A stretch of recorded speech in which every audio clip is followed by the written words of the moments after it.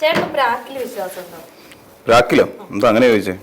നമ്മുടെ രമേശ് ചെന്നിത്തല പാർട്ടി വിട്ടു പോകാനിരിക്കുന്നവർക്കും അല്ലെ പാർട്ടി വിട്ടു പോയവരെയൊക്കെ പ്രാഗി വിട്ടിട്ടുണ്ട്. പ്രാഗി ഒതുക്കി ചെന്നിത്തല പറയുന്നത് എന്താ, പാർട്ടി വിടരുത്, പാർട്ടി വിട്ട് പുറത്തു പോയാൽ അനുഭവിക്കേണ്ടി വരും എന്ന് പറഞ്ഞിട്ടുണ്ട്. ഇത് ഇവരെ തലേ കൈവച്ച് പ്രാഗ എന്ന് പറയും. സത്യം. അതിപ്പോ ഇറങ്ങുന്ന സമയത്ത് ടീച്ചർ നീയൊക്കെ എവിടെ പോയാലും ഗതി പിടിക്കത്തില്ല, അനുഭവിക്കും ഗതി പിടിക്കത്തില്ല എന്നൊക്കെ പണ്ട് നമ്മൾ ക്ലാസ്സിൽ നിന്നൊക്കെ എന്തെങ്കിലും തോന്നിയ ദിവസം കാണിക്കുമ്പോൾ നമ്മളെ ക്ലാസ്സിൽ നിന്നൊക്കെ പുറത്താക്കുന്ന സമയത്ത് അധ്യാപകർ പറയുന്ന സ്ഥിരം ഡയലോഗ് ഇതാണ്. പിന്നെ വീട്ടിൽ നിന്ന് എന്തെങ്കിലും കുരുത്തക്കേട് കാണിച്ച് പോകുമ്പോൾ നാശവേ നീ തൊലഞ്ഞു പോടാ എന്നൊക്കെ പറയുന്ന ഒരു സാധനം ഉണ്ടല്ലോ. ഇത് അങ്ങനെ ഒരു പ്രാക്കായിട്ട് കണ്ടാൽ മതി. ഇതിനു മുമ്പ് എനിക്കിത് ഓർമ്മ വരുന്നത് സോണിയാഗാന്ധി എന്ന് പറയുന്ന UPയുടെ അധ്യക്ഷയായിരിക്കുന്ന സമയത്തെ സോണിയാഗാന്ധിയുടെ ദുർവിധി ഒരിക്കലും ഒരു നേതാവിനും ഉണ്ടാകരുതേ എന്ന് നമ്മൾ ശരിക്കും ആത്മാർത്ഥമായി ആഗ്രഹിച്ചു പോകുന്ന ചില സാഹചര്യങ്ങളുണ്ട്. എന്താന്ന് വെച്ചാൽ MP ആയ മത്സരിക്കുന്ന ആൾക്കാരുണ്ട്.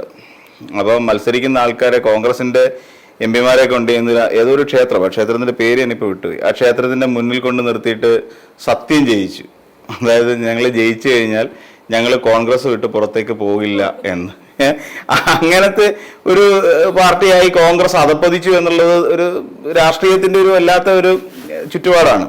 അതുപോലെയാണ് കോൺഗ്രസ് വിട്ടു പോകുന്നവരാരും രക്ഷപ്പെടില്ല എന്ന് പറയുന്നത്. എന്താണ് ഈ ഉദ്ദേശിക്കുന്നത്? അനുഭവിക്കേണ്ടി വരുമെന്ന്. ഇപ്പം അവര് ഒന്ന് ആലോചിച്ച് നോക്കി, എന്തുകൊണ്ട് കോൺഗ്രസിൽ നിന്ന് ഇപ്പൊ നമ്മൾ നോക്കിക്കഴിഞ്ഞാല് പയ്യന്നൂര്, തളിപ്പറമ്പ്, അമ്പലപ്പുഴ, ഇനിയിപ്പം ഒറ്റപ്പാലത്തുണ്ടാവും, പാലക്കാട് ഷാഫി പട്ടാമ്പി എന്ന് പറയുന്ന ഒരാള് അവിടെ വിമതനായിട്ട് മത്സരിക്കുന്നു. കാര്യം അവിടെ ഇയാളെ ഒന്ന് ഉൾപ്പെടുത്തിയത് നസൂർ തിരുവനന്തപുരത്ത്.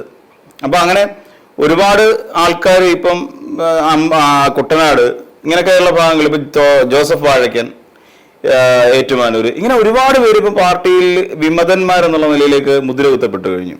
ഇതിൽ ഏറ്റവും രസകരം എന്ന് പറയുന്നത് ഈ ജോസഫ് വാഴക്കന്റെ അവസ്ഥയാണ്. ഈ ജോസഫ് വാഴക്കന്റെ കാര്യം എന്ന് വെച്ച് കഴിഞ്ഞാൽ എല്ലാവരോടും പറഞ്ഞ് നിങ്ങളെല്ലാം സിറ്റിംഗ് MLA-മാർക്ക് ഇത്തവണ സീറ്റ് ഉണ്ടാകും, ഉറപ്പാണ് എന്ന് പറഞ്ഞു. അപ്പൊ ജോസഫ് വാഴക്കനോട് പറഞ്ഞൊരു കാര്യം ജോസഫ് വാഴക്കൻ എന്ത് ചെയ്തു? പോസ്റ്റർ അങ്ങ് അടിച്ചു. ഏതാണ്ട് 1,00,000-ഓളം വരുന്ന പോസ്റ്ററും അടിച്ച് 22,500 അങ്ങാണ്ട് ഫ്ലെക്സും വലുത് അടിച്ചു വെച്ച്. ഇനിയിപ്പോ പണ്ട് വീണ നായർക്ക് വട്ടിയൂർക്കാവിലൊരു അബദ്ധം പറ്റിയായിരുന്നു. വീണ നായരുടെ ഫ്ലെക്സും പോസ്റ്ററും അല്ലാണ്ട് പോസ്റ്റർ ഒരുപാട് അധികം വന്ന് ഈ വീണ നായർ അന്ന് കേസുമായിട്ട് പോയി. കേസെന്ന് പറഞ്ഞാൽ KPCCക്ക് പരാതി കൊടുത്തു. അപ്പൊ വീണ നായർ സാമൂഹ്യ മാധ്യമങ്ങളിലാണ് ഈ സംഭവം അറിയുന്നത്. അതിൽ വീണ നായർ അറിഞ്ഞില്ല. വീണ നായരുടെ ഈ അധികം വന്ന പോസ്റ്ററൊക്കെ ഉണ്ടല്ലോ, പോസ്റ്റർ അടിച്ചു വെച്ച സാധനം ഒട്ടിച്ചില്ല ആരും. വീണ നായർ 3-ാം സ്ഥാനത്താണ്. 24% വോട്ടം കണ്ട വട്ടിയൂർക്കാവ് കിട്ടിയത്. ആ വീണ നായരുടെ ഈ പോസ്റ്റർ എല്ലാം കൂടെ അവിടുത്തെ മഹാന്മാര് കൊണ്ടുവന്ന് ചാലെ കമ്പോളത്തിൽ കൊണ്ടുവന്ന് തൂക്കി വിറ്റ്. അങ്ങനെങ്കിലും പ്രയോജനപ്പെട്ടെന്ന് ചോദിച്ചു. വീണ നായരെ കൊണ്ട് അങ്ങനെങ്കിലും പാർട്ടിക്ക് പ്രയോജനം കിട്ടട്ടെന്ന് വിചാരിച്ചായിരിക്കും. വീണ നായർ ആങ്കറൊക്കെ ആയിരുന്നു. അപ്പൊ അങ്ങനെ അത് കഴിഞ്ഞ് ഇത് സോഷ്യൽ മീഡിയയിലൂടെ വീണ നായർ അറിഞ്ഞു. വീണ നായർ നേരെ കൊണ്ടുവന്ന് എന്നാൽ മിണ്ടാതിരിക്കുക, അതില്ല, നേരെ കൊണ്ട് KPCCക്ക് പരാതി കൊടുത്തു. അതോടുകൂടി എല്ലാവരും അറിഞ്ഞു. അപ്പം അങ്ങനെയുള്ളൊരു അവസ്ഥയുണ്ട് ഈ കോൺഗ്രസ് പാർട്ടിക്ക്. അപ്പോൾ ഒന്നാമത്തെ കാര്യം എന്ന് വെച്ച് കഴിഞ്ഞാൽ ഒരു സ്ത്രീയുടെ മുടി KPCC ആസ്ഥാനത്ത് ഇന്ദിരാഭവനിൽ വെച്ച് ലതിക സുഭാഷിന്റെ മുടി അവർ മുണ്ടനം ചെയ്തിട്ടാണ് പോകുന്നത്. അന്നത്തെ UDF കൺവീനറായിരുന്ന നമ്മുടെ MM ഹസനൊക്കെ ഇതിന്റെ പിന്നാലെ ഓടിയിടുന്ന അങ്ങനെ ചെയ്യരുതെന്നൊക്കെ പറഞ്ഞു. അങ്ങനെ ലതിക സുഭാഷ് ഈ ഇന്ദിരാഭവനെ ഒരു ബാർബർ ഷോപ്പാക്കി മാറ്റി. അന്ന് ചില സംഭവവികാസങ്ങളാണ്. അത് കഴിഞ്ഞിട്ട് പിന്നീട് ഇങ്ങോട്ട് ഗതി പിടിച്ചിട്ടില്ല. ഈ സുധാകരൻ ഇങ്ങനെ നടക്കുന്നതിന് കാര്യം എന്താ? സുധാകരന് ഇടക്കാലത്ത് ശാരീരികമായ അസ്വസ്ഥതയൊക്കെ ഉണ്ടായി. ആ സമയത്ത് എന്തോ അവിടെ പറമ്പ് ഇളക്കാൻ വന്നവനാണ്ട് കുത്തി ഇളക്കിയപ്പം സുധാകരന്റെ വീടിന്റെ സൈഡിൽ നിന്ന് തലയുടെ രൂപവും കുറെ ചെമ്പ് തകിടും ഒക്കെ കിട്ടി. അപ്പം പട്ടുതുണി പോയി. അപ്പൊ ഇത് കണ്ടിട്ട് സുധാകരൻ അന്ന് പറഞ്ഞ ജീവൻ കിടക്കുന്ന തല പോകായിരുന്ന ഭാഗ്യം എന്നാണ് സുധാകരൻ പറഞ്ഞത്. പൊതുവെ ഈ കോൺഗ്രസ്സുകാർ അങ്ങനെ ചിന്തിക്കുമ്പോഴും പ്രാക്കിന്റെയും സത്യം ചെയ്യലിന്റെയും അവടൊപ്പം ക്ഷുദ്രക്രിയകൾ എന്ന് പറയുന്നത്, ബ്ലാക്ക് മാജിക് എന്ന് പറയും, കൂടോത്രത്തിന്റെ ഒക്കെ ആൾക്കാർ തന്നെയാണ് ഇവരൊക്കെ. അപ്പോൾ പുതിയതായിട്ട് പറഞ്ഞാൽ ഇവിടെ ഞാൻ ഈ പറഞ്ഞ മേൽ സൂചിപ്പിച്ച കുറച്ചധികം നേതാക്കന്മാരുണ്ട്. ഇപ്പൊ ജോസഫ് വാഴക്കൻ പാവോ, ഇനി ഈ 1,00,000 പോസ്റ്റർ കൊണ്ട് എന്തോ ചെയ്യാനാ? നാളെ ഈ ഫ്ലെക്സ് എല്ലാം കൂടെ എന്ത് ചെയ്യും? ആ മണ്ഡലത്തിലുള്ള കോഴിക്കോട് മൊത്തം പോയി തീരത്തില്ല ഫ്ലെക്സ്. അതാ പ്രശ്നം. ആ മണ്ഡലത്തിൽ തന്നെയല്ല പണ്ടത്തെ പോലെ ഇപ്പൊ കോഴി വളർത്തലും കുറവാ. കഷ്ടം തോന്നും പുള്ളി പറഞ്ഞു കേട്ടാലേ. അതെ, കാരണം നമ്മൾ ഈ ഇലക്ഷൻ സ്ഥാനാർത്ഥിയായിട്ട് പ്രഖ്യാപിച്ചു കഴിഞ്ഞാൽ പിന്നെ ഈ പ്രചരണത്തിന് അധികം സമയമില്ലല്ലോ. ഞാൻ കാലക്കുട്ടി നേരത്തെ ഇത് എന്തായാലും ഞാൻ സ്ഥാനാർത്ഥിയാവും. അതുകൊണ്ട് ഞാൻ നേരത്തെ ഇതൊക്കെ അടിച്ചു വെച്ചേക്കുക. ഇത് അടിച്ചു വെച്ചിട്ട് ഇപ്പൊ ഈ ഫ്ലെക്സ് ഒക്കെ എടുത്തിട്ട് ഒന്നാമത് പഴയ പോലെ കോഴി വളർത്തലൊന്നും ഈ കോഴിക്കൂട് അടിച്ചിട്ട് വളർത്തുന്ന പരിപാടിയൊന്നും ഇല്ല. ഇപ്പൊ എല്ലാവർക്കും ഇരുമ്പിന്റെ കോഴിക്കൂട് മേടിക്കാൻ കിട്ടുന്നതുകൊണ്ട് അങ്ങനെ തടിയുടെ കോഴിക്കൂടൊക്കെയാണ് അതിന്റെ മേളിലിട്ടൊക്കെ ഇട്ടിട്ട് ഇനി അതിൽ ഇതെല്ലാം കെട്ടിപ്പിറക്കി ഇടുക്കിയിലോ മലയോര മേഖലയിലോ എവിടെയെങ്കിലും വീടുകളിൽ കൊണ്ട് കൊടുത്താൽ അവർക്ക് കോഴിക്കോട് പുതിയാനൊക്കെ കിട്ടും. അപ്പൊ അതിന് പോലും ഉപയോഗമില്ലാത്തൊരു അവസ്ഥയിലേക്ക് പോയെന്നേ. ഇതൊക്കെ എന്ത് ചെയ്യും? പിള്ളേർക്ക് പുസ്തകം പൊതിയാൻ കൊടുക്കാൻ പറ്റുമോ? ഈ പറയുന്ന കോട്ടയം ജില്ലയിലെ പിള്ളേർക്ക് മുഴുവൻ പുസ്തകം പൊതിയാനുള്ള സാധനമുണ്ട്. ഏകദേശം 1 ലക്ഷത്തോളം പോസ്റ്റർ ഇരിക്കുക. ആലോചിച്ച് നോക്ക്. പിള്ളേർക്ക് തന്നെയല്ല ബ്രൗൺ പേപ്പറില്ലാതെ പിള്ളേർ ഇപ്പൊ സ്കൂളുകളിലൊക്കെ ബ്രൗൺ പേപ്പറിൽ കുട്ടികളെല്ലാം പൊതിഞ്ഞുകൊണ്ട് പോകുന്നത്. ഈ ആരെങ്കിലും ഈ വേസ്റ്റ് സാധനമായിട്ട് പൊതിയുമോ? പോസ്റ്റർ ഇട്ട് പൊതിയോ? Multi colour അച്ചടിയൊക്കെയാ. തിരിച്ചു വെച്ച് പൊതിയാൻ പറ്റില്ല. അപ്പോഴും ജോസഫ് വാഴക്കനെ ആരും കാണുന്നില്ല. വെള്ളഭാഗം വരുന്ന ഭാഗമല്ലേ പുറത്ത് വരത്തുള്ളൂ, ബാക്ക് സൈഡല്ലേ വരുള്ളൂ. അങ്ങനെ പൊതിഞ്ഞുകൊണ്ട് പോവാം. പിന്നെ ഏതെങ്കിലും കപ്പലിന്റെ കച്ചവടക്കാർക്ക് കൊടുത്താൽ അവർക്ക് ഛേദമില്ലാത്തൊരു ഉപകാരമായി മാറും. ജോസഫ് വാഴക്കൻ എന്ന് പറയുന്ന ഒരാൾ ചെയ്യുന്ന ഒരു ഉപകാരമായിട്ട് അതിനെ കാണാൻ കഴിയും. അപ്പൊ ഇങ്ങനെയൊക്കെ ഉള്ള ഒരു സത്യം പറ തിരിഞ്ഞു നിന്നല്ലോ ഇവരാകേണ്ടത്. അല്ല, ഞാൻ ആലോചിക്കും ഇവര് തിരിഞ്ഞു നിന്ന് ഇവരാകണ്ടേ? ഇപ്പം നെസൂർ പോയതിന്റെ പിന്നെ ചില കാരണങ്ങളുണ്ട്. നെസൂർ പോയെന്ന് വെച്ച് കഴിഞ്ഞാല് അവിടെ എന്താ പറയാ, ഒരു നേതാവിനെ ഇവിടെ വാമനപുരത്ത് മത്സരിപ്പിക്കുന്നു. പാലോട് രവി എന്ന് പറയുന്ന ഒരാളെ നേരത്തെ അവിടെ തീരുമാനിച്ചിരുന്നത്. പാലോട് രവിയെ അവിടെ നിന്ന് മാറ്റിയിട്ട് വേറൊരു SDPയുടെ പിന്തുണയോടുകൂടി നിൽക്കുന്ന വേറൊരു നേതാവിനെ ഷാഫി പറമ്പലിന്റെ താല്പര്യത്തിൽ പ്രകാരം വാമനപുരത്ത് മത്സരിപ്പിക്കാൻ തീരുമാനിക്കുന്നു. ഇതാണ് സംഭവം ഉണ്ടായത്. അപ്പൊ നെസൂർ പറഞ്ഞു, ഞാൻ ഈ മേലെ ഈ വഴിക്ക് വരത്തില്ലെന്ന് പറഞ്ഞു. ഈ പറയുന്ന പോലെ അമ്പലപ്പുഴയില് യൂത്ത് കോൺഗ്രസ് ആളിനെ പുറത്താക്കിയതാ. കരുതൽ പാർട്ടിക്കെതിരായിട്ട് പറഞ്ഞു എന്നാ പറയുന്നത്. ഇവിടെ പാർട്ടിക്കെതിരായിട്ട് ഇത്രയും കാലം പറഞ്ഞുകൊണ്ട് നടന്ന് ഒരാൾക്ക് പിടിച്ച് സീറ്റ് കൊടുക്കാമെങ്കിൽ ഒരു ദിവസം പാർട്ടിക്കെതിരായിട്ട് പറഞ്ഞു പറഞ്ഞിട്ട് പിടിച്ച് പുറത്താക്കാൻ ശരിയാണോ? ആലോചിച്ച് നോക്ക്. ഇത്രയും കാലം കോൺഗ്രസിനെതിരായി പറഞ്ഞുകൊണ്ട് നടന്ന് കോൺഗ്രസ് ക്രിമിനലുകളാണ് എന്റെ സഹോദരനെ കൊന്നതെന്ന് പറഞ്ഞുകൊണ്ട് നടന്ന ജി സുധാകരനെ പിടിച്ച് പിന്തുണ കൊടുക്കാമെങ്കിൽ സ്വന്തം പാർട്ടിക്കാരൻ ഒരു തവണ അത് തെറ്റുപറ്റി അല്ലെങ്കിൽ പറ്റിപ്പോയി, ഞങ്ങൾക്ക് പറ്റിയ തെറ്റാണ് എന്ന് കോൺഗ്രസ്സുകാർ അംഗീകരിച്ചുകൊണ്ട് സുധാകരനെ ഞങ്ങൾ പ്രൊട്ടക്ട് ചെയ്യുന്നില്ല, ഞങ്ങൾ പിന്തുണയ്ക്കുന്നില്ല എന്ന് പറയാനുള്ള തൻ്റെ ഇവർക്കുണ്ടോ? ആ ഒരു ചങ്കുറപ്പ് കാണിക്കാൻ ഇവർ കോൺഗ്രസ്സുകാരാണ്. ഒന്നുമില്ല, ഹരിപ്പാട് തൊട്ടിപ്പുറത്ത് ഹരിപ്പാട് മണ്ഡലത്തിൽ മത്സരിക്കുന്ന രമേശ് ചെന്നിത്തല പ്രഖ്യാപിക്കാൻ പറ്റുമോ ചെന്നിത്തലയ്ക്ക്? ഞങ്ങൾ പിന്തുണ കൊടുക്കുന്നില്ല, ഞങ്ങൾക്ക് ഞങ്ങളുടെ സ്ഥാനാർത്ഥിയുണ്ട് എന്ന് പറയാൻ എന്താ തൻ്റെ ഇടമില്ലാതെ? പയ്യന്നൂര് ഞങ്ങൾക്ക് സ്വന്തമായിട്ട് സ്ഥാനാർത്ഥിയുണ്ട്, പിന്നെ ഞങ്ങൾ കുഞ്ഞികൃഷ്ണ പിന്തുണ കൊടുക്കുന്നില്ല എന്ന് എന്തുകൊണ്ട് പറയുന്നില്ല? തളിപ്പറമ്പിൽ TK ഗോവിന്ദൻ മാസ്റ്റർക്ക് ഞങ്ങൾ പിന്തുണ കൊടുക്കത്തില്ല, ഞങ്ങൾക്ക് അവിടെ വേറെ സ്ഥാനാർത്ഥികളുണ്ട്, എന്തുകൊണ്ട് പറയുന്നില്ല? അത് പറയാനുള്ള ചങ്കുറപ്പുണ്ടാവണം കോൺഗ്രസ് പാർട്ടിക്ക്. തലശ്ശേരിയിലും അമ്പലപ്പുഴയിലും ഒക്കെ പാർട്ടി ജയിക്കുന്നതുകൊണ്ട് ഏതെങ്കിലും കാലുവാരി അല്ലെങ്കിൽ പിന്നിൽ നിന്ന് പാർട്ടിയെ കുത്തിട്ട് വരുന്നവർക്ക് പിടിച്ച് സീറ്റ് കൊടുത്തിട്ട് ഏറ്റവും അവസാനം സ്വന്തം പാർട്ടിക്കാരെ പ്രായിട്ട് കാര്യമുണ്ടോ? അനുഭവിക്കുമെന്ന് ആരനുഭവിക്കാൻ? എങ്ങനെ അനുഭവിക്കാൻ? നാളെ ഈ പറയുന്ന കോൺഗ്രസ് എന്ന് പറയുന്ന ഇന്ന് UDF എന്ന് പറയുന്ന മുന്നണിയെ നയിച്ചുകൊണ്ടിരിക്കുന്ന കോൺഗ്രസ് എന്ന് പറയുന്ന പാർട്ടി സമീപ ഭാവിയിൽ ഏകദേശം 2 തെരഞ്ഞെടുപ്പ് കഴിയട്ടെ, 3ാമത്തെ തെരഞ്ഞെടുപ്പ് ആകുമ്പോൾ NDയുടെ ഘടകകക്ഷിയായിട്ടായിരിക്കും നിൽക്കുന്നത്. അതാ അവസ്ഥ. ഈ പോയ ഈ വേസ്റ്റ് ടൈം എന്ന് പറയുന്ന പ്രായം കഴിഞ്ഞ കുറച്ചു പേരുണ്ടല്ലോ. ഇപ്പൊ ഈ പറയുന്ന പോലെ തൊടിയൂർ രാമേന്ദ്രൻ എന്ന് പറയുന്ന ആ നേതാവ് ഉൾപ്പെടെയുള്ള ചെറിയ പ്രായം പൂർത്തിയായ കുറെ ആൾക്കാരുണ്ട്. ഇവരെല്ലാം നേരെ BJPക്കാണ് കയറുന്നത്.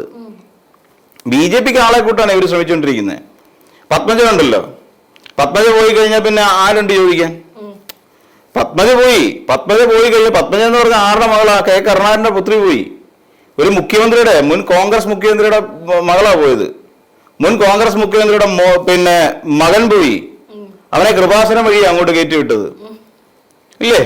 അവിടെ എനിക്ക് തോന്നുന്നു അല്ലാണ്ട് ഈ എലിസബത്ത് ഉണ്ടല്ലോ, എലിസബത്ത് ആന്റണി എനിക്ക് തോന്നുന്നു BJPക്കാരിയാ. സംശയിക്കേണ്ടി വരുമെന്നേ. അപ്പൊ കോൺഗ്രസിലുള്ള വിശ്വാസം അവർക്ക് പോലും ഇല്ല. ഇന്ന് AK ആന്റണിക്ക് മാത്രമാണ് ഇച്ചിരി വിശ്വാസം കോൺഗ്രസിനോട് അല്പമെങ്കിലും ഉണ്ടെന്ന് പറയാൻ, അല്ലാതെ ഇവർക്കാർക്കും ഇല്ല. കോൺഗ്രസിന്റെ ഇപ്പൊ നോക്കിയോ, എല്ലാവരുടെയും 2 കോൺഗ്രസുകാരുടെ മക്കളാണ് പോയിരിക്കുന്നത്. ഉമ്മൻചാണ്ടിയുടെ മാത്രമേ ഉള്ളൂ ഇതുവരെ എങ്ങും എത്താതെ നിൽക്കുന്നത്. അതും മിക്കവാറും 2 തെരഞ്ഞെടുപ്പ് കഴിയുമ്പോൾ അതും ചാടും. എന്നാലും ഇതിനു മുമ്പുള്ള പലരും പറയുന്നതായിട്ട് മുൻ മരുമോൻ പുള്ളി ചാടിയല്ലോ. ഇപ്പൊ 2020 ഔദ്യോഗിക സ്ഥാനാർത്ഥിയായിട്ട് പ്രഖ്യാപിക്കപ്പെട്ടല്ലോ. അപ്പൊ ഇതൊക്കെ സംഭവിച്ചുകൊണ്ടിരിക്കുക. എന്നിട്ട് ഇവരെയൊക്കെ പ്രായിട്ട് വല്ല കാര്യമുണ്ടോ? സ്വന്തം പ്രവർത്തകരെ പാർട്ടിക്കുള്ളിൽ എങ്ങനെ പിടിച്ചു നിർത്തണമെന്ന് ചിന്തിക്കണം. അതാണ് ഉത്തരവാദിത്തപ്പെട്ട ഒരു ഒന്നുമില്ല 10-60 വയസ്സ് കഴിഞ്ഞില്ലേ ചെന്നിത്തല എന്ന് പറയുന്ന നേതാവിന്? എന്തുകൊണ്ട് പിടിച്ചു നിർത്താൻ കഴിയുന്നില്ല? അർഹിക്കുന്ന ചെറുപ്പക്കാർക്ക് എന്തുകൊണ്ട് സ്ഥാനമാനങ്ങൾ കൊടുക്കുന്നില്ല? കഴിഞ്ഞ ദിവസം ഒരാൾ പോയിട്ട് അവിടെ പോയി ഡൽഹിയിൽ പോയി കിടന്ന് അവിടുത്തെ തണുപ്പും ചൂടും കൊണ്ടിട്ട് തിരിച്ചു തന്നെ വന്നിട്ടുണ്ട് ഡൽഹിയിൽ. ഇപ്പൊ മാറി എന്താ കേസ് ഡൽഹിക്ക് പോയതുപോലെ എന്നായി പുതിയ പഴഞ്ചൊല്ല്. പണ്ട് ഒരു പഴഞ്ചൊല്ലുണ്ട്, കോന്തം കൊല്ലത്ത് പോയാലെന്ന് പഴഞ്ചൊല്ലുണ്ടായിരുന്നു. പിന്നെ വേറെ ഒരെണ്ണമുണ്ട്, അത് ഞാൻ പറയുന്നില്ല. ഒരു സാധനം ചന്തയ്ക്ക് പോയാലെന്നൊരു ഇതുണ്ട്, പഴഞ്ചൊല്ലുണ്ട്. അതിനുവേണ്ടി ഞാൻ ഉപയോഗിക്കുന്നില്ല. എന്ന് ആ പഴഞ്ചൊല്ലിന് പകരം ഇപ്പൊ കേസ് ഡൽഹിക്ക് പോയല്ലോ എന്നായി. ഇതാണ് കോൺഗ്രസിന്റെ അവസ്ഥ. ഇപ്പൊ കേസിനെ ഞാൻ അറിയാവുന്നൊരു കാര്യം എന്താ പറയുക, കേസിനെ സംബന്ധിച്ചിടത്തോളം കേസ് ഇനി ഇവിടെ ഇങ്ങനെ നിന്ന് പോകാനേ പറ്റൂ. കേസിന് ഇപ്പൊ ഇറങ്ങാൻ പറ്റത്തില്ല. BJP-യിലേക്ക് പോയി കഴിഞ്ഞാൽ വല്ല മിസോറാമിലോ മണിപ്പൂരിലോ എവിടെയെങ്കിലും കൊണ്ടുവന്നിട്ട് തട്ടിക്കളയും. എന്താ BJP-യിലോട്ട് കയറി കഴിഞ്ഞാൽ എന്തായാലും ജയിക്കാൻ പോകുന്നില്ല BJP-യുടെ സ്ഥാനാർത്ഥിയായിട്ട് കണ്ണൂരി. പിന്നെ ആകെയുള്ള ആശ്വാസം എന്താ, മിസോറാമിലോ ഗോവയിലോ ഒക്കെ ഒഴിവ് വരുന്നുണ്ട് ഗവർണറായിട്ട്, അവിടെ കാണാൻ പോരുന്ന ബബുബായ് അടിക്കണം. അപ്പൊ അതിനുള്ള ആരോഗ്യവും പിന്നെ അവസ്ഥയൊന്നും ഇപ്പൊ കേസിനില്ല. അതുകൊണ്ട് കേസിന് ഇനി അതും താല്പര്യമില്ല. ഇപ്പൊ ഇതിനകത്തങ്ങനെ നിന്ന് പിഴച്ച് പോയി കഴിഞ്ഞ് വരുന്ന 3 വർഷവും കൂടെ ലോക്സഭയെ തുടരാം. അത് കഴിഞ്ഞ് പറ്റിയാൽ ആരോഗ്യമുണ്ട് വീണ്ടും ഒന്നുകൂടെ മത്സരിക്കുക, ആരും പറയുന്നത് വെട്ടിയില്ലെങ്കിൽ. അല്ലെങ്കിൽ അത് കഴിഞ്ഞിട്ട് ആ ലോക്സഭയുടെ അല്ലെങ്കിൽ വിപ്പ് ലംഘിച്ചു എന്ന് പറഞ്ഞിട്ട് പിടിച്ച് പുറത്താക്കും. അപ്പൊ അതിനെക്കാട്ടി നല്ലത് 3 വർഷം കൂടി ഈ അവസ്ഥയിലേക്ക് പോട്ടെ. പോയി കഴിഞ്ഞിട്ട് അടുത്ത തെരഞ്ഞെടുപ്പായി കഴിയുമ്പോൾ സീറ്റ് കിട്ടിയില്ലെങ്കിൽ BJP പോയി കഴിഞ്ഞാൽ വല്ല മണിപ്പൂരോ ഗോവയിലോ മിസോറാമിലോ അങ്ങനെ പോയി അവിടുത്തെ ഗവർണറായിട്ടിരിക്കുക. ഇതൊക്കെയാണ് ശരിക്കും ഇപ്പൊ ചിന്തിച്ചുകൊണ്ടാണ് കേസ് പാർട്ടി വിടാതിരുന്നത്. ഒരുപക്ഷെ അങ്ങനെ ചില ഉറപ്പുകൾ ഡൽഹിയിൽ നിന്ന് പുള്ളിക്ക് കിട്ടിക്കാണും. നിങ്ങളുടെ കാര്യം തൽക്കാലം അവിടെ നിൽക്കി, ഇവിടെ വന്നിട്ട് വലിയ കാര്യമൊന്നുമില്ല. കേസിനെ കിട്ടിയിട്ട് എന്തോ ചെയ്യാനാ BJP-ക്കാർക്ക്? ഉള്ളവർക്ക് തന്നെ അവർക്ക് ആ അവസരമില്ല. ഓരോരുത്തർ കരഞ്ഞു വിളിച്ചു നോക്കിയ സ്ഥാനാർത്ഥി പട്ടികയിൽ ഇടുന്നത്. കഴിഞ്ഞവണ് ശോഭാ സുരേന്ദ്രൻ ഇല്ലാതെ കള്ളക്കഥ ഉണ്ടാക്കിയിട്ടാണ് തിരിവ് സതീഷ് ഓരോരുത്തരെ കൊണ്ടുവന്നിട്ടാണ് ഇത്തവണെങ്കിലും സീറ്റ് കിട്ടിയ പാലക്കാട്. അല്ലെ അതും ഇല്ലായിരുന്നു. അപ്പൊ അവിടെയും കലങ്ങി പറഞ്ഞിട്ടുണ്ട്. എന്നിട്ടാണ് സ്വന്തം പാർട്ടിക്കാർ ഓരോരുത്തരുടെ കൊഴിഞ്ഞു പോകുന്ന കണ്ട് അവർ BJP-ക്ക് പോയിട്ട് പാലമാവുന്നത് കണ്ടിട്ട് എന്നിട്ട് മനസ്സിലാക്കാതെ എത്രയോ പേര് ടോം വടക്കാണക്കുള്ള എത്രയോ അധികം ആൾക്കാരാണ് BJP-യിലോട്ട് ചേക്കേറിയത്. ഇവരെയൊക്കെ എന്തുകൊണ്ട് പിടിച്ചു നിർത്താൻ പറ്റിയില്ല? എന്തുകൊണ്ടാണ് കോൺഗ്രസിന് അത് പറ്റാതെ പോകുന്നത്? BJP-യിലേക്കുള്ള ഈ ഒഴുക്ക് തടയാൻ വേണ്ടി എന്ത് ചെയ്യണം? എവിടെയെങ്കിലും കാര്യക്ഷമ ഒരു ചർച്ച നടന്നിട്ടുണ്ടോ? ഈ തെരഞ്ഞെടുപ്പ് വിജയിക്കുന്ന കണ്ടിട്ടാണ് ഈ പറയുന്ന നേതാക്കന്മാരെല്ലാം പോകുന്നത്. അവരെ പറഞ്ഞ് മനസ്സിലാക്കൂ, ഞങ്ങൾ ജയിക്കാൻ പോകുന്നില്ല എന്ന് പ്രവർത്തകരോട് പറഞ്ഞ് മനസ്സിലാക്കൂ. കാര്യം ഈ അവസ്ഥയാണെന്നുണ്ടെങ്കിൽ ഉറപ്പായിട്ടും ഒരു 2-3 തെരഞ്ഞെടുപ്പ് കേരളത്തിൽ കഴിയുമ്പോഴേക്കും കോൺഗ്രസ് എന്ന് പറയുന്ന ഒരു രാഷ്ട്രീയ പാർട്ടി NDA-യുടെ സഖ്യകക്ഷിയായി മാറുന്ന, സഖ്യകക്ഷി എന്നല്ല ഘടകകക്ഷിയായി മാറുന്ന ഒരു സാഹചര്യത്തിലേക്കാണ് പോയിക്കൊണ്ടിരിക്കുന്ന കാര്യങ്ങൾ. അപ്പൊ പിന്നെ അവരെ ഇവിടെ വന്നിട്ട് തലയെ കഴിച്ച് പ്രാഗിട്ട് അങ്ങ് ഒരു കാര്യമില്ല. എന്തിനാ വരാകുന്നത്? പലരും പല വകുപ്പുകളിലായി. പലരും ഈ പറയുന്ന പോലെ പലരും മുഖ്യമന്ത്രിമാർ വരെ അപ്പുറത്തും ഇപ്പുറത്തൊക്കെ ആയിട്ടുണ്ട്. അപ്പൊ എന്ന് പറയുന്ന പോലെ നാളെ ഇവിടുന്ന് കൊഴിഞ്ഞു പോകുന്ന ജോസഫ് വാഴയ്ക്ക് ചിലപ്പോൾ നാളെ BJP-യുടെ മുഖ്യമന്ത്രിയായിട്ട് വന്നാലും ആർക്കെങ്കിലും തടയാൻ പറ്റൂ? അടുത്ത BJP സർക്കാർ അധികാരത്തിലും ജോസഫ് വാഴയ്ക്കനായിരിക്കും ഇവിടുത്തെ ആഭ്യന്തര വകുപ്പ് മന്ത്രി. തടയാൻ പറ്റൂ? ഒന്നും പറ്റത്തില്ല. തൊടിയൂർ രാമേന്ദ്രൻ ഇനി കുറച്ചുകൂടെ കഴിയുമ്പോൾ തൊടിയൂർ രാമേന്ദ്രൻ ഇവിടുത്തെ ഏതെങ്കിലും BJP-യിൽ ഒരു മന്ത്രിയായി കഴിഞ്ഞാൽ എന്ത് ചെയ്യാൻ പറ്റും? അപ്പൊ അങ്ങനത്തെ കുറെ പോസിബിലിറ്റീസ് ഉണ്ട്. അവരെ പ്രാഗിയിട്ട് കാര്യമൊന്നുമില്ല. തലേ കൈവച്ച് പ്രാഗിയിട്ട് ഒന്നും ഒരു പ്രയോജനമില്ല.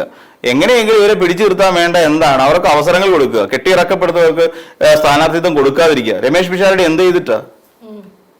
രമേശ് പിഷാരടി എന്ത് ഇവിടെ മലമറിച്ചിട്ടാ? ഒരു രാഷ്ട്രീയ പ്രവർത്തകർ എന്ന് പറഞ്ഞാൽ ജനങ്ങൾക്ക് വേണ്ടി ചെയ്യുന്ന ഒരാളായിരിക്കണം. അങ്ങനെ ജനങ്ങൾക്ക് വേണ്ടി എന്താ ചെയ്തത്? അവിടെ കയറി ഉമ്മൻചാണ്ടി ഇരിക്കുന്ന വേദി കയറുന്ന ഉമ്മൻചാണ്ടി അനുകരിച്ചിട്ട് കാര്യമൊന്നുമില്ല. അതല്ല രാഷ്ട്രീയ പ്രവർത്തനം. രാഷ്ട്രീയ പ്രവർത്തനം നടത്തി നല്ല തഴക്കവും പഴക്കമുള്ള ഒരുപാട് യുവജനങ്ങൾ പിന്നിലുണ്ട്. അവരെയൊക്കെ തള്ളിക്കളഞ്ഞിട്ട് സിനിമയിൽ നിന്ന് ആളെ പിടിച്ചു നിർത്തി. ഇപ്പൊ 2020-ക്ക് പറ്റിയ അബദ്ധം കണ്ടില്ലേ? സീരിയലിന് കാസ്റ്റ് ചെയ്യുന്ന പോലെ പിന്നെ 2020 സ്ഥാനാർത്ഥികളെ നിർത്തി. എന്നിട്ട് ഈ 2 എണ്ണത്തിന് എങ്ങും വോട്ടില്ല.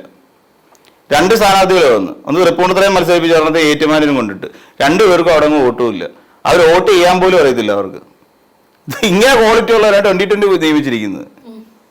അപ്പൊ ഇങ്ങനത്തെ കുറെ പ്രശ്നങ്ങൾ ഇതിനകത്തുണ്ട്. അപ്പം ഈ രീതിയിൽ കണ്ടുകൊണ്ട് ഇനി അവരെ പ്രാകാതെ അവരെ തിരിച്ചു കൊണ്ടുവരാൻ വേണ്ടിയിട്ടും അവർക്ക് വേണ്ട പരിഗണന പാർട്ടിക്കുള്ളിൽ കൊടുക്കാത്തിടത്തോളം കാലം അവർ പോയിക്കൊണ്ടേയിരിക്കും. യുവജനങ്ങൾ പണ്ടത്തെ പോലൊന്നുമല്ല. അവർക്ക് കമ്മിറ്റ്മെന്റ് എന്ന് പറയുന്ന സാധനമൊന്നുമില്ല. യുവജനങ്ങൾക്ക് ഇപ്പൊ ഇന്ന പാർട്ടി പ്രവർത്തിച്ചാലേ ഞങ്ങൾക്ക് വലുതാവൂ അങ്ങനെയുള്ള ചിന്തയൊന്നുമില്ല. ഞങ്ങൾക്ക് വലുതാവാൻ പറ്റിയതാണ് ഞങ്ങളുടെ പാർട്ടി, അത്രേ ഉള്ളൂ. ആ രീതിയിലേക്ക് യുവജനങ്ങൾ പോകും. അതിൽ തല കൈവച്ചിട്ട് ആയിട്ടോ ഒരു ഷാനി പോയില്ലേ യൂത്ത് കോൺഗ്രസിന്റെ? പിന്നെ ഉറപ്പല്ലേ? ഇതൊക്കെ ഒരു തുടക്കമല്ലേ? ഇനിയിപ്പോ അതായത് ഇനി ദിവസങ്ങൾ 23-ാം തീയതി സമയമുണ്ട് നാമനിർദ്ദേശ പത്രിക കൊടുക്കുന്നതിന്. പലരും നാളത്തോട് നാമനിർദ്ദേശ പത്രിക കൊടുക്കും. മറ്റന്നാൾ അവധിയാ. അപ്പൊ മിക്കവാറും നാളെ എല്ലാവരും ഒരുമാതിരിപ്പെട്ട നേതാക്കന്മാരെല്ലാം ഈ പറയുന്ന വിമതന്മാരെല്ലാം നാളത്തോട് കൂടി കൊടുക്കും. ഇപ്പം തളിപ്പറമ്പില് ഇയാൾക്ക് TK ഗോവിന്ദൻ മാസ്റ്റർക്കെതിരായിട്ട് മത്സരിക്കുന്ന ആള് നാളെ കൊടുക്കാൻ പോവാണ്. നാമനിർദ്ദേശ പത്രിക കൊടുക്കുമോ? എല്ലാവരും മിക്കവാറും നാളെ മറ്റന്നാൾ തിങ്കളാഴ്ചയോട് കൂടി എല്ലാം ഒതുക്കി തീർക്കും. ഒതുക്കി തീർത്തിട്ട് പിന്നെ ചർച്ച വെക്കുന്ന പറഞ്ഞിട്ട് കാര്യമൊന്നുമില്ല. 23 പറഞ്ഞാൽ ദേവസ്വം അടുത്തു, ഇതുവരെ സ്ഥാനാർത്ഥി പട്ടിക പോലും അന്തിമമായിട്ടില്ല. അങ്ങനത്തെ പ്രശ്നങ്ങളൊക്കെ ഉണ്ടെന്നേ. അപ്പൊ അവരെ പ്രാഗിയിട്ട് കാര്യമൊന്നുമില്ല.